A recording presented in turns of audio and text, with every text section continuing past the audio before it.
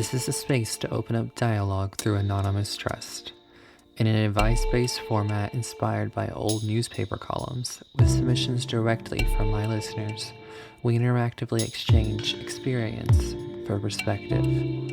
It's about ownership, acceptance, and the power of self. How else would you get the answer to a question you would never say out loud? Through a little leg up in a miniskirt revolution.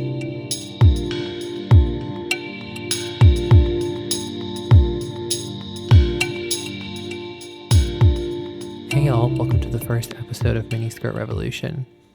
This is a space to open up dialogue through anonymous trust.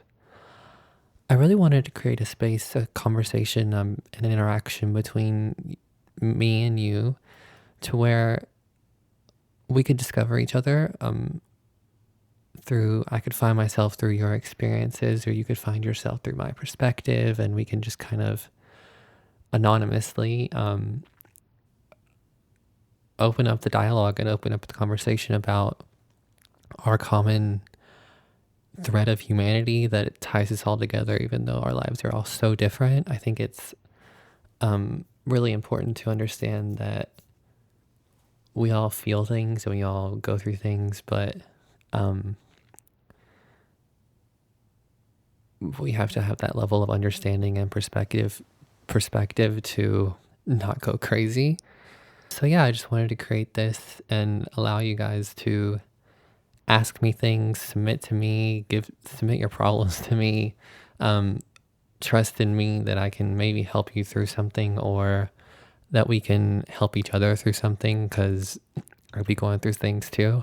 Yeah, I think it's just really important to keep the channel open and keep the flow of conversation and dialogue. And sometimes you don't get to ask things that you really need to ask because you feel self-conscious, or you feel like you won't be taken seriously, or you won't get the answer that you need. And I think this is a space where you can really just kind of let it all go. I'm not going to judge you. I'm not going to hold anything over your head. I might not even really know you. So I think there's a freedom in this conversation that I think is going to be really exciting for us to explore. And I can't wait to do that with you guys. So continue to trust in me in this journey and this conversation and this whole Miniskirt Revolution experience. And I think this could really be something productive for a lot of people to listen to and relate to. And yeah, I think it's gonna be really fun, and I can't wait to get started with you guys. So let's get into our first submission, where we're talking about love, dating, and the complications that go along with just being out in the world and trying to understand each other and not be lonely. So let's get into the first submission.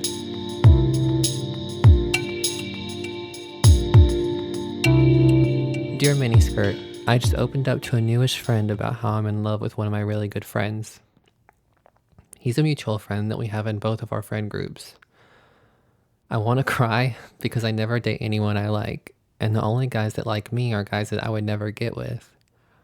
I'm too afraid of being rejected by my friend that I'm in love with to say anything directly to him, because I'm pretty sure he would reject me. I know I'm awesome, and I know I deserve a guy I want, and I shouldn't settle. I worked hard to be this secure in my life. If I didn't work so hard to be so hot and smart and cool, then I wouldn't care. I'm not trying to sound arrogant, I'm just angry. Okay, so it's always really tricky when you feel so... Okay, so first of all, I want to congratulate you on your confidence and your esteem, and that's something, sadly, that we have to either work really hard for, or work really hard to keep in check, or work really hard to keep once we get. Because this world will literally snatch it from your teeth. So I just want to congratulate you on being confident enough to proclaim that and own that, and stand in how awesome you feel about yourself and wanting that in return from somebody. So congratulations, and I'm happy for you. So before any of that, I think you need to realize that no matter how much you want someone to like you, at the end of the day, it really doesn't matter if you don't like yourself. So the fact that you feel that way now means that you're going to be okay regardless of whether your friend, whether the feelings are reciprocated. And I know that's not really like the best thing to hear because you want it to be like a fairy tale ending, but really all we really like all we really have in the world is ourselves, right? So you have to you have to keep that perspective, and you have to stay grounded in yourself, not let what you want other people to feel about you affect the way that you feel about yourself. And it gets really, really complicated when you actually like someone. And I always say I have such I'm so grounded and I'm so based in reality and I understand what things are.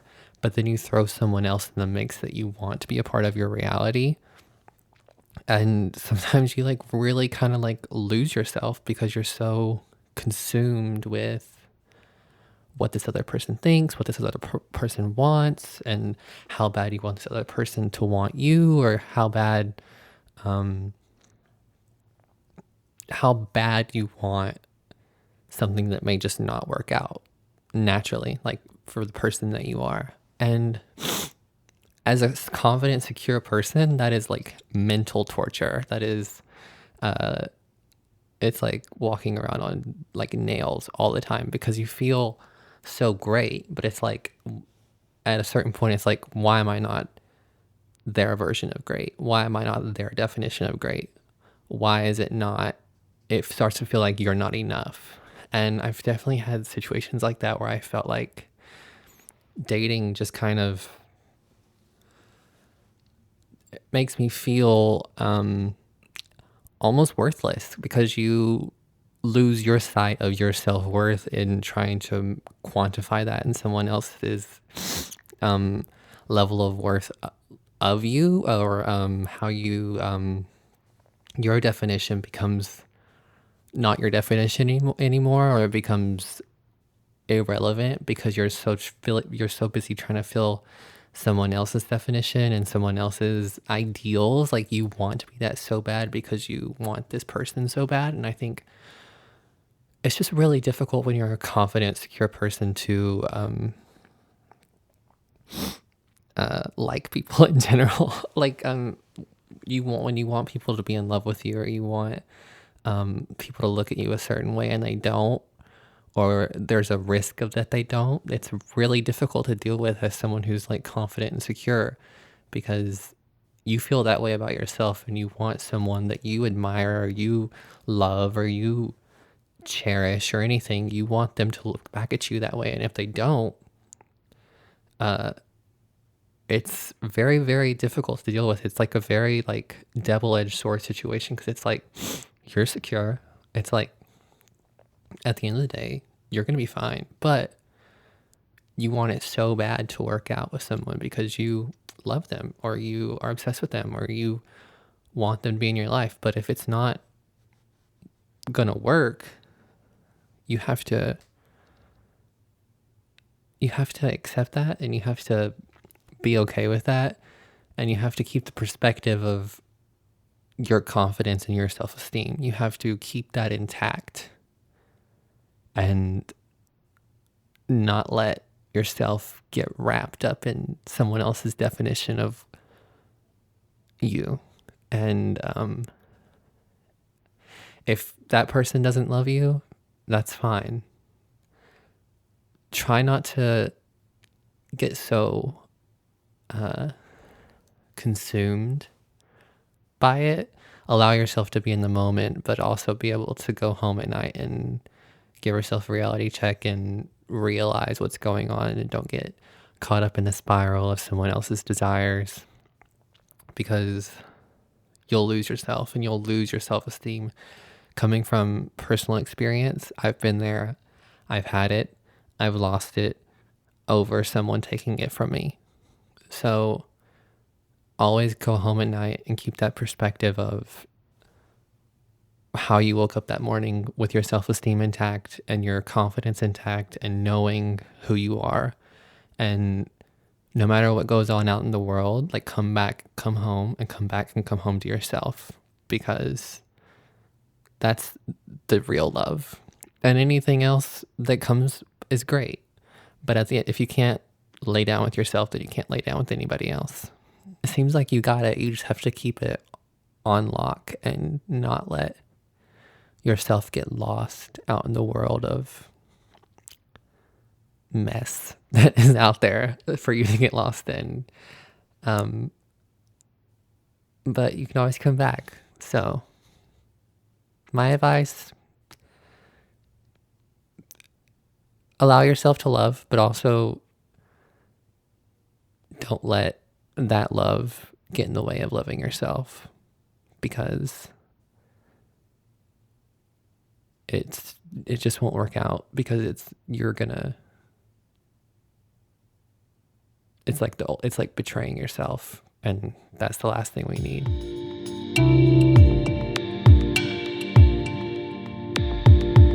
Let's get into our next submission. Dear Miniskirt, I'm asking for a friend. What do you do about relationships where the couple is super solid, but all the external factors don't line up? Like if the parents don't like your significant other, or the significant other's parents, or like the couple doesn't get along with each other's friends. How do you navigate that when the couple itself works so well together without all those outside influences? This is really interesting. I think it kind of goes back to what I was saying earlier, where there's always going to be these outside influences, right, on your happiness, and trying to take it away and trying to get in the way of your eyes are on the prize, right? And like there's all this shit flying in front of your eyes trying to like distract you from the prize, which is your relationship, which is golden. But you also have to accept the fact that like in reality, you're going to be around the people that don't like your relationship, or they don't like your boyfriend or girlfriend, or it all comes down to like reality. And does it really affect your happiness if your friends and your boyfriend or girlfriend do not get along? Or is it rooted in a real problem, or is it all superficial like bitchiness? If it's rooted in a real problem where they can't do it for your sake because you're happy in this relationship and this relationship gives you everything you need for that part of your life, and your friends can't see that and appreciate it on a real friend level, then they're not your friends, like. But if it's like they just can't stand each other, that's fine. Like that's just human nature, right? So I think it's really important to also understand that some people just don't get along. And if your boyfriend, girlfriend doesn't get along with your friends, then don't try to make them, because that's just going to cause problems. So I think if your friends can be happy for you that you're happy in your relationship, then I think you can respect your friends if they don't like your boyfriend or girlfriend. And I think, but if it's rooted in jealousy or spite, or if they want to keep you away from your friends or your boyfriend, like if one side wants to keep you away from the other side, that's a problem. That's unhealthy, and that's not support. That is divisiveness. That is the opposite of a good boyfriend or a good girlfriend, or a really good friend. Like that's not productive for either side, and that's a red flag. And you should remove probably everyone from the equation and start over, because if a friend's trying to control your life, they're a psychopath, and if a boyfriend or girlfriend is trying to control your life, they're a psychopath. And at the end of the day, If your friends cannot be happy for you in a relationship that you're happy in, they are not your friends. Period. Like point blank. Like there's no way around it. Even if they cannot, I've had one of my best friends was in a relationship that, I mean, most of my friends, I don't like their significant others because I feel like they deserve so much better because they're my friends and I want the best for them. But I know when they're in a good place and I know when a relationship is good for them.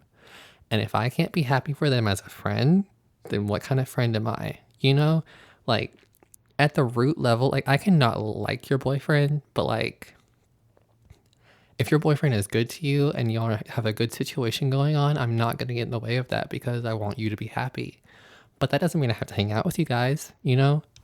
If they're really a friend, just be there for them. And if you don't like that part of their life, just don't be a part of it. Your friends are supposed to be there for you. Your friends are there for you. They want you to be happy. They want you to be successful. They want you to be healthy. So if you are getting what you need out of that relationship and your friends are trying to get in between you in that relationship, maybe you need to have a conversation and see what their point of view is. And like, if it's silly, then just don't hang around each other. But like, if you can't be a supportive boyfriend, girlfriend, and let someone hang out with their friends, even if you don't like them, you're the problem.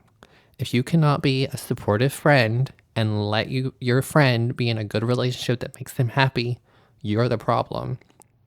So it's not the relationship is the problem. It's the opposing factors that are the problem.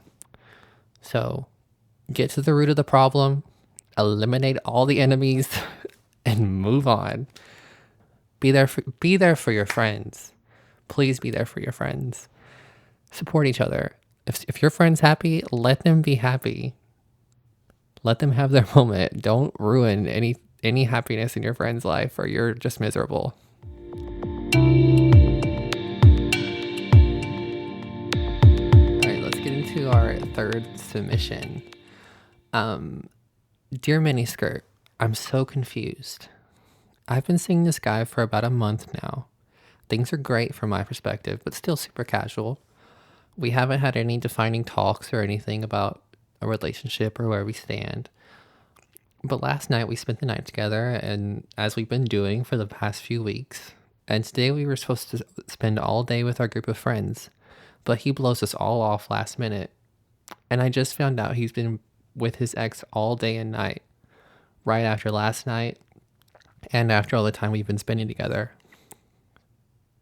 Me being bothered by this is totally normal, right? I'm really just lost for words. Okay, wow. I've definitely been in situations like this where you really feel like things are going, you really feel like things are shaking and moving and like things are happening, right? But you don't know. And you know why you don't know? It's because you're not talking about it. And I've fallen victim to this. You don't want to talk about it because everything's great. You might be having great sex, or you are like really good getting along with your personalities, or he's really fun to hang out with, or you have a lot in common, and you don't want to fuck that up by having a conversation. But in reality, you end up in these situations because you're not talking about it. Guys are very simple in the way that you have to talk to them. You have to explain things to them. They're not going to give you an abundance of answers without you at least bringing up the topic. So the reason you're in the shitty situation that I've been in more times than I can count myself is because you're not asking them questions. You're not talking about things. You're not making your feelings and your emotions, and if you have expectations, your expectations known. Yes, this is very bothersome. I think it's so weird. But it happens all the time because there's no rules. There was no conversation. There was no establishment of what you guys were doing. So for him, it's just like a casual thing. You're like a friend. You're like you're a friend with benefits. And it's like, that's a very like trepidatious, like those are very weird waters to navigate. What is a friend with benefits? I personally like, no, like that's not something that I'm capable of, because like the conversation never aligns up with the actions. So if you're okay with being a friend with benefits, then you have to let that be known, and you have to like, are you like monogamously being friends with benefits, or because he's still obviously emotionally invested in his ex, right? And while you feel like maybe y'all have been getting off on that foot, or y'all have been stepping into that lane maybe a little bit more, he's kind of veering, he's trying to put it in reverse and go back to X. So maybe he's just trying to like use you to go through the motions, but not like in a manipulative way. But I'm not really sure, because you haven't had the conversation. And so I'm having the conversation with myself for you. um, while you, I think you have to really keep the perspective of, what does he know for sure? What am I making clear to him? What is he seeing when he sees me? It's like, am I a 2 a.m. booty call? Or am I a girl where he wants to spend lunch with me? Or is it a dinner time thing? I don't know. It's like you kind of have to put yourself in his shoes, and because you don't know you can't look at someone and know what they're thinking. You can't have sex with someone and know what they're thinking. Like, you can't, we're not telepathic. Like, you can read body language and all this shit, and like you can read text messages and decipher it, but like you don't know. And even when someone tells you, you still don't really know. So it's like, what? All you have to do is have the conversation. All you have to do is talk about it. All you have to do is say what you want. All you have to do is be honest. Respect their time.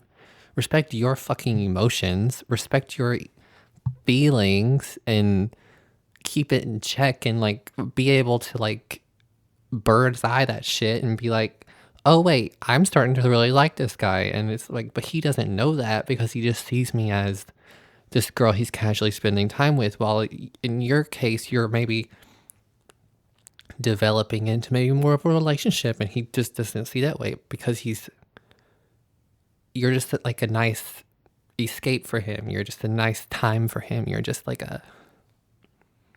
you're easy, but not in like a sexually loose kind of way, but more like in a place filler kind of way. And I know that's like really kind of harsh, but like, this is the way guys look at it, and this is the way that, in retrospect, on my situations, that I came to realize that that's what I was making myself available as. That's what I was. That's what I was projecting out onto him, was that I was going to be there when he called. I was going to be there to go to sleep with him every night. I was going to be there when he wanted whatever he wanted. Like, I was going to be there. And so if you're not having the conversations and linking the emotions to that, then that's where the muddiness comes in, because you're available, but he's not emotionally available, because he hasn't turned that off, or he hasn't turned it back on, or he doesn't look at you that way as like a place to put his emotions, because there's not that level of trust, or there's not that level of openness, and he's still going back to his ex. So that's where his place is for those things. So you can't expect something when you haven't put it in his face, that's like what you are thinking or what you want. Or I think you should definitely talk to him, and you should definitely say everything that's on your mind, and don't hold anything back, like over communicate. I feel like, what's the worst that can happen? Is it super serious? Are you falling in love with him? Like, or are you just like a friend with benefits? And it's a shitty situation, it is, but you have to realize the choices that you're making or not making are leading him to make the choices that he's making, or are giving signals that are not allowing him to open up in the way that maybe you want him to, or things are just not elevating because they're so stuck in, this is easy, this is cool, this is a girl I hang out with, she's going to be there when I need her. And it's not, maybe that's not something that you are wanting right now in the moment. Maybe you want more of a support system, or maybe you want him to be over his ex and you want him to be on to you. But you have to communicate. You have to talk about it. You have to put it in his face and be like, okay, this is what I'm thinking. Like, what are you going to do with it? And if he doesn't want it, like if he doesn't want you as a girlfriend or as anything serious, then you have to accept that. And you have to move on, and you have to get it all out of your system. Wipe your hands of it. Let it go. And be you, and be cute. There are a good jillion guys in the world. Do not get sprung over one. Or if you're not, let me rephrase that. If you're not getting anything out of something that you're putting stuff into, then move on. It's not worth it. It's never going to be worth it. And it shouldn't be so much work, especially in the beginning. Like, if you have to put so much work in the beginning, imagine what it's going to be like 5 years down the road. No, it's a chop. Like, it's not going to work. Talk to him. Over communicate. Let it out. You have nothing to lose. He's still hung up on his ex. Great. But if you're not wanting to be there for him as like a easy pacifier in the meantime, cut it off. Say everything you need to say. Let it go. Expletives involved, and then move on.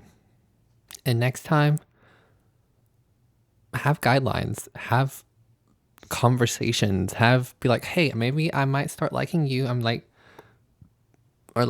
Is this okay for you? Or like, you can't tiptoe around these subjects because you're just gonna into these situations where you feel betrayed for you don't have a reason for feeling betrayed because there were no rules in your situation, or there were no expectations, and there were no boundaries or guidelines or anything that you set. Like, it's definitely bothersome and it definitely sucks, but like, he didn't really do you like wrong because you didn't lay anything out, you didn't establish anything, or this is just how I feel about it. Like, you have to have rules to break them, right?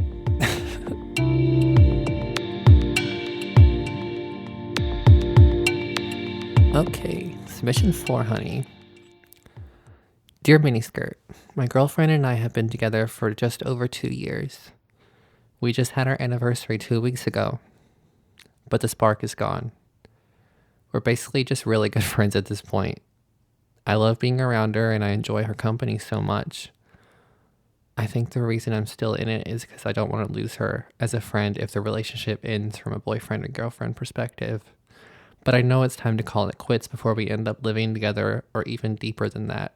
I don't want to feel like roommates with someone who's supposed to be the love of my life. This is a very complicated situation, because how do you navigate such a space where you're so close to someone that they become, first of all, your romantic partner that you're in love with, but they also become your best friend that you see every day, you tell everything to, they know everything about you. How do you have the conversation to say that you're not in love with them anymore, but they're your best friend, they're your support system, they're your backbone, essentially? Like, how do you find those words? I'm having a hard time right now to do it myself. Okay, look at it this way. Who is this person? This is your you say the love of your life, right? Or supposed to be the love of your life. Can you imagine what it would feel like as this person, the love of your life, to not to know to get so deep into a life with you, believing one thing, and then when it got down to things getting really serious with marriage and children and just life in general and buying a house and all these things, and then you come to find out that that person's not in love with you, but you're their best friend. And how do you reconcile those emotions that are so deep in completely polar realms? Like, how do you, is that forgivable? Like, is that something that people would just be okay with? I think it would only be okay if they were feeling the same way. I think it would only be okay to remain friends with someone that you are in love with, to remain their best friend, if they feel the exact same way. If there are any discrepancies, no, it's got to go. You have to end it. You have to move on. You have to just move. Like, you have to get out, because this situations like this need no mud. They need no complications. They need no ifs, ands, or buts. It needs to be very black and white. Like, do you feel the same way? Great. You can be best friends after this, and you can move on, and it can be happy, and it can be great. But if one person feels something that the other person doesn't feel, it has to just cut dry. And it has to just be what it's going to be separately. And it's so complicated. And if you have to lose them as a friend because they're still in love with you in a way that you don't feel anymore, that's something you have to accept. That's something you have to reconcile in yourself. And you have to acknowledge that it's no one's fault, but it is what it is. And you can't make someone who's in love with you just be your best friend, and you can't make someone who wants to be your best friend be in love with you. Like, you can't make emotions out of nothing. You can't rekindle emotions if they're not there to start the fire. If you have no sparks, there's going to be no fire. If you have nothing to fall back in love, or if you have nothing, like, if it's gone for you, then, and it's not gone for them, you have to accept everything the way they feel, everything they want to say. They have a right to do, they have a right to say, they have a right to feel. We can't control our feelings. So if you lose that feeling for someone and they don't, then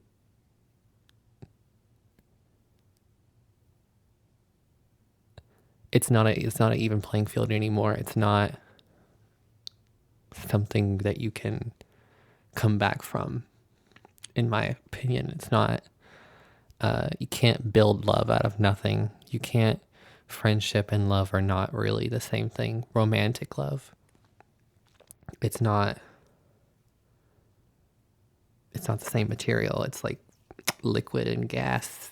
They can cycle in and out of each other, but it's not something you can mold or build or force together. They're not the same. It's not compatible. It's not real.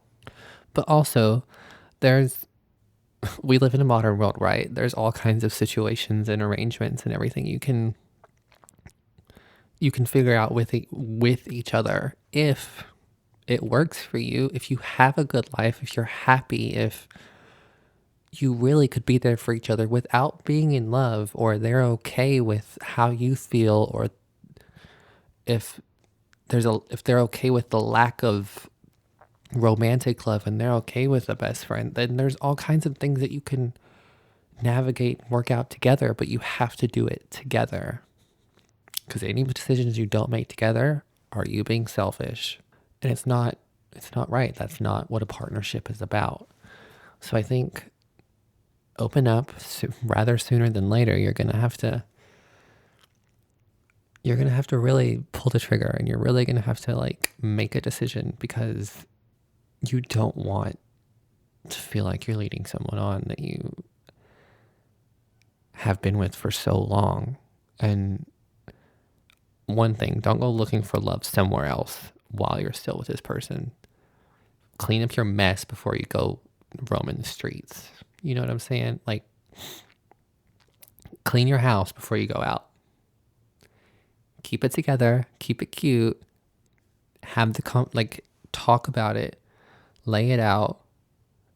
Give them the details. Give them when you started feeling this way, why, what led up to it. Lay out everything you feel, how they're still your best friend, why they make you feel these things, and why you don't feel what you feel.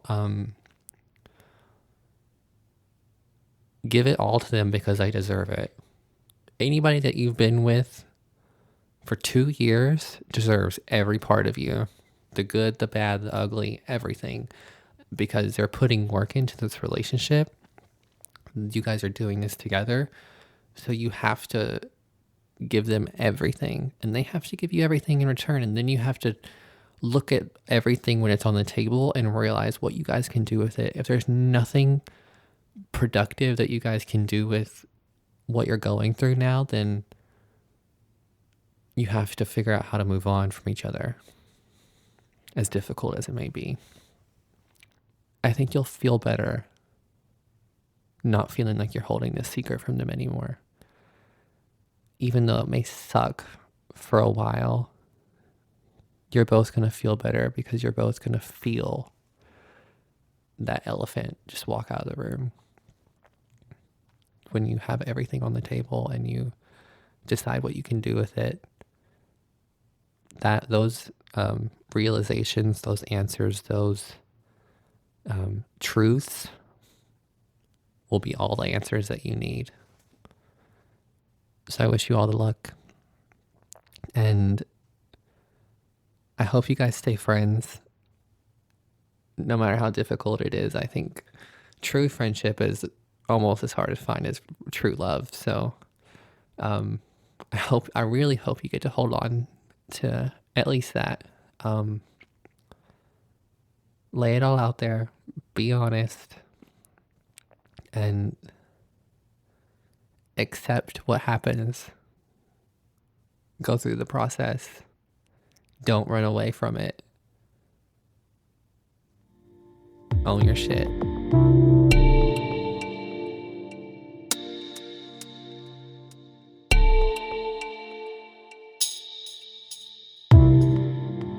Thank you so much for tuning into this episode of Miniskirt Revolution. Stay tuned for more secrets getting their time to shine. If you have anything you'd like to share or submit, please don't hesitate to reach out across all social media at Miniskirt Revolution.